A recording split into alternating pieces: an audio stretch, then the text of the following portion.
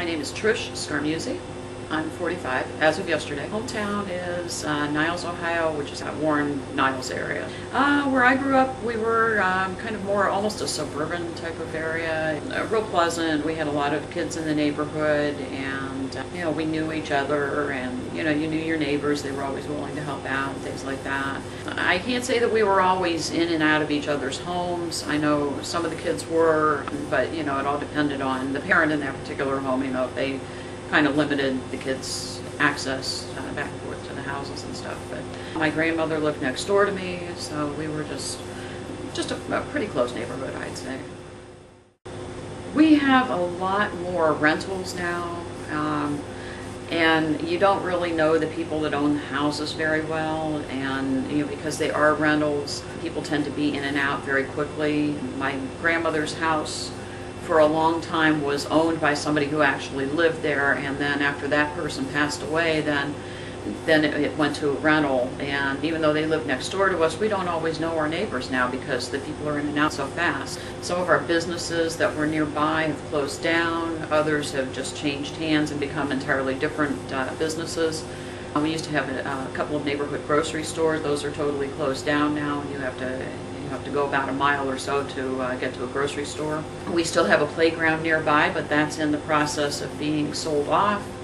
The school district owned the property. It used to be an old school, and then they tore down the school, and that property was torn down years ago. When I was a kid, it was just a playground, and so now they're trying to sell it off. I guess the hard economic times, you know, the school district needs the money. I do see a lot of things that are happening there. I mean, for the most part, I think it's a fairly safe neighborhood, but I know that there are elements that are moving in there that are not as friendly to the neighborhood. You know, make it maybe not as safe. And we've had to set up Crime Watch there just recently. I kind of have the added advantage too that I lived in the house that I grew up in until I was 29 years old, moved away for 12 years, and then I came back, and I'm back in the same house because I moved back with my mom after my dad passed away. So I've kind of seen it throughout the last 45 years. It's been, some of it's not a good transition, and some of it is. You know, I do have to say that people are trying to keep up the houses and stuff, but it's got to be, you know, you got to have everybody in the neighborhood that's willing to do that. And I would say in the immediate neighborhood we're doing okay, but you get further out, further like blocks away and that, and then it gets a little more iffy.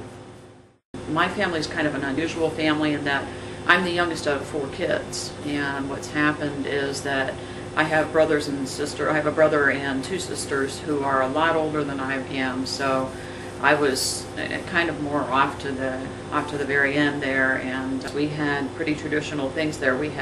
My dad went off to work. He worked at Packard Electric for 38 years, and then my mom was a stay-at-home mom, but she always encouraged us to, especially the girls, to be independent thinkers, and you know, do whatever it is that you want to do. Try to do your best at it. I know with my older sister, I think the encouragement was more towards more traditional things because she started out in education and ended up as a stay-at-home mom herself. And then with my other sister and myself, it was more you can have a career.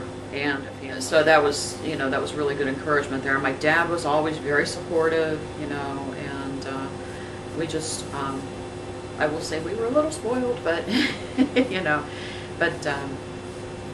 It was a really good upbringing. We had grandparents that were close by. My dad's parents only lived a mile away. My mom's mom lived next door to us. Her dad had passed away before I was born. So, but and we had aunts and uncles that were close. You know, you knew. I always say, growing up, that I had like 6 moms because I had my own mother. I had my 2 sisters. I had 1, 2, 3 aunts. So I had 6 moms and then 2 grandmas. Well, I played a lot of board games growing up. I kind of stayed in the house somewhat, but when I did have friends over, we did things like imaginary games, like we would do plays and different things like that. just a lot of imaginary types of things. I do remember that, and of course playing dolls, Barbies and things like that.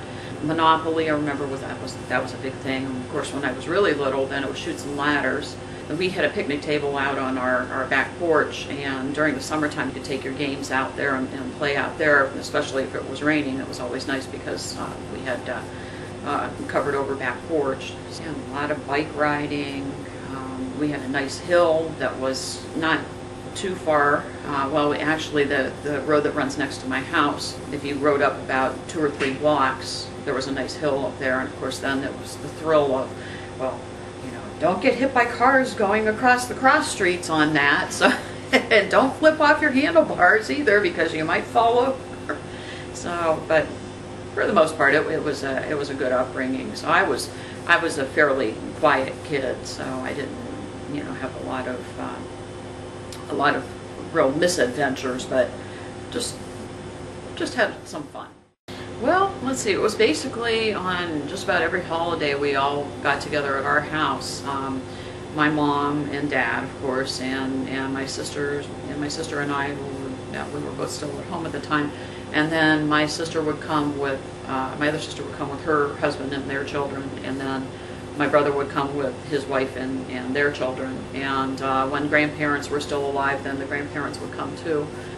Always a big Christmas tree, lots of presents under that tree, lots of the traditional meals at Christmas would be like turkey, and of course at Thanksgiving it was turkey too, and turkey and all the trimmings. For New Year's, then we would do the traditional sauerkraut and pigs in the blanket and that kind of thing.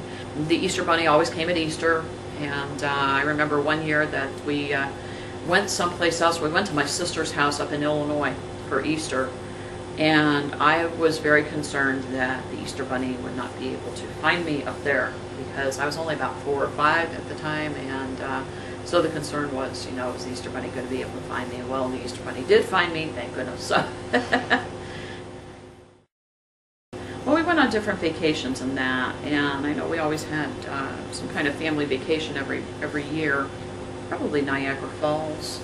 That was my favorite. We were also in Washington, D.C. during the Watergate hearings, and when the following year when Nixon resigned, we were there. So those are probably my 2 favorites. Haven't been back there in years, but I would love to go back there.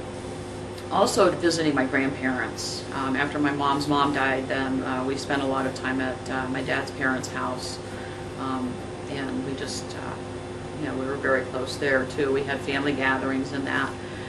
It's pretty traditional that the Italian families all, get together on Sundays and that, and that was what we did. And I can recall many, many times where we would have this huge table and it would be just full of people. Probably 10 or 15 or 20 people easily. It's just kind of fun.